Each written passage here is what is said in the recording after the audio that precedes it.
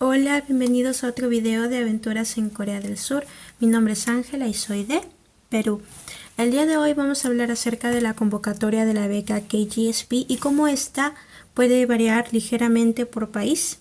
Pues considero que es necesario que lo sepan con antelación para así poder evitar errores en el futuro.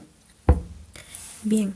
En primer lugar, es necesario aclarar que la difusión de la beca puede ser realizada por la Embajada de la República de Corea en sus países u otra entidad nacional. En algunos países, la embajada le encarga la promoción de la beca a alguna institución que se encuentre a cargo de los programas de becas para los ciudadanos de dicho país. Por ejemplo, en Perú, esta tarea se le asignaba a Pronavet, que es una entidad encargada de promocionar y gestionar programas de becas. Entonces, cuando se abre la convocatoria deben consultar sus dudas con aquella entidad. Si bien es cierto, la publicación de los formularios de aplicación se efectúa en la página Study in Korea, que expliqué en el video anterior. No obstante, acorde a la entidad y al país, la convocatoria se abre al público ya sea a inicios o mediados de septiembre. Puede variar.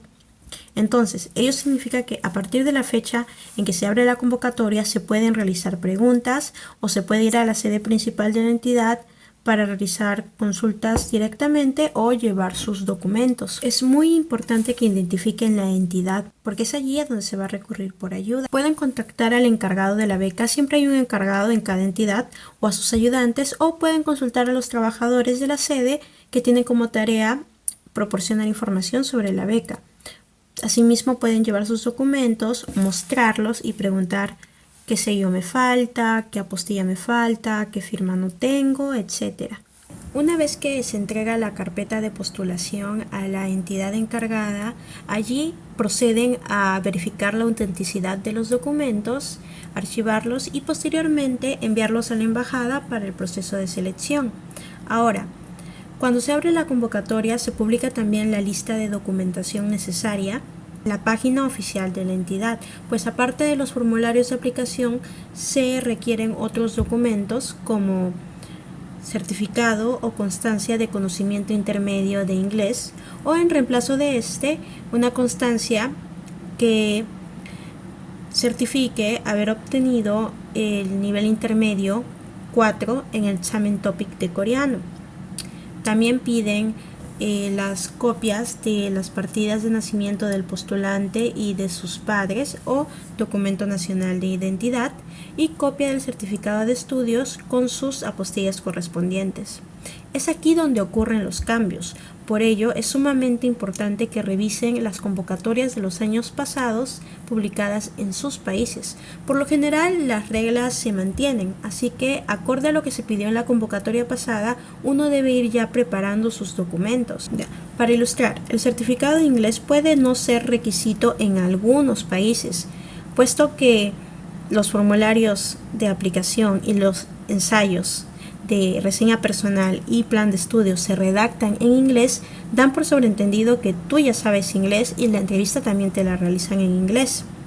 Esto se da en ciertos países, por ello es vital que revisen las convocatorias pasadas y verifiquen si se debe presentar una constancia de inglés obligatoriamente. He preguntado a algunos becarios a los que no se les pedía un certificado de inglés en concreto, pero ellos, para aumentar sus posibilidades y brindarle más peso a su carpeta de postulación, adjuntaban una constancia de inglés. Por otra parte, para el curso de coreano que dura un año, las clases lógicamente son en coreano. A veces a las profesoras se les escapa el inglés, pero no es muy común. Por ello es necesario saber inglés o coreano a nivel intermedio para así poder transmitir tus ideas correctamente aquí. Respecto a las copias de partidas de nacimiento del postulante y de sus padres o documento nacional de identidad, puede darse el caso de que te pidan uno o que te pidan ambos, pero podría variar, ¿no? Por ello deben revisar la convocatoria pasada también.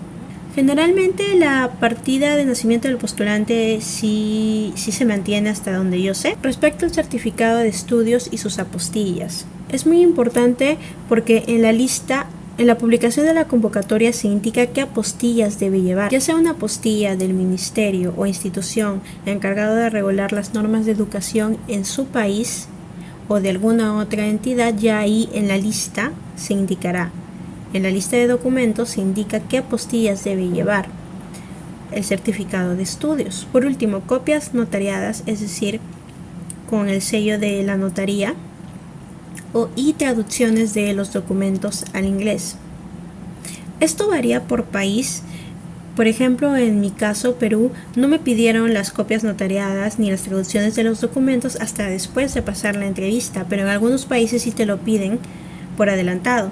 Así que ellos también deben revisarlo en la lista de los documentos, en las anotaciones o aclaraciones. En los países en los que piden las traducciones, estas traducciones deben ir adjuntas en la carpeta de postulación, y si no presentas documentos originales debes presentar copias notariadas, ¿no? Finalmente, recomendaciones y resumen. 1. Averiguar cuál es la entidad encargada de la difusión de la beca KGSP en tu país.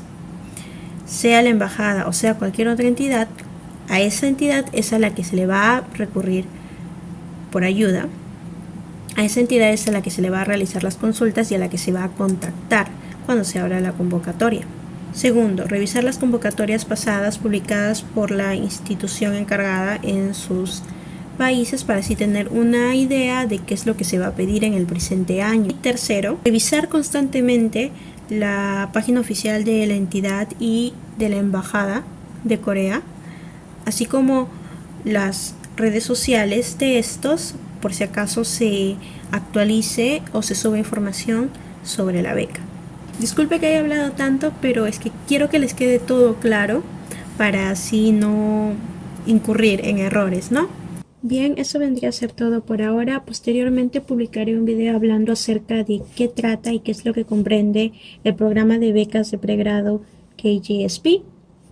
Por ahora les pido por favor que se suscriban, que den manito arriba si les gustó el video y que apoyen las demás redes sociales de aventuras en Corea del Sur.